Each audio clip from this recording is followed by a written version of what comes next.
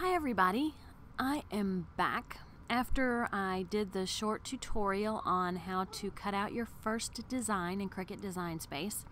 You know that nice cardstock that I talked about that I didn't want to mess up?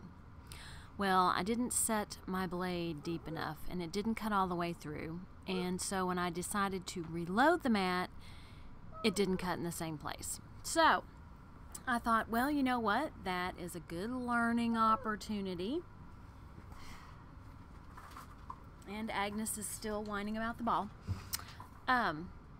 So what you can do, I don't want to take my expensive paper off my mat. I've ruined the portion where I cut. So what I can do is right here where the mat is in the cutting screen, I can click edit.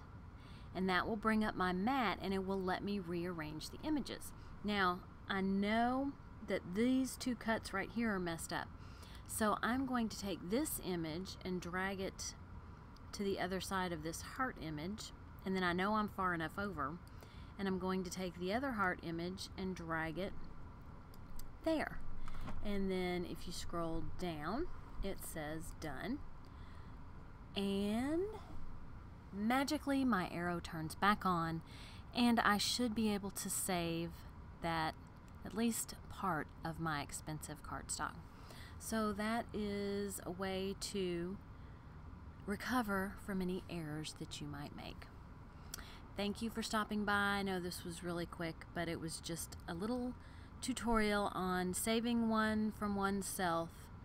Subscribe if you want more tutorials like this, and give it a thumbs up if it helped you out. Have a good one. Bye.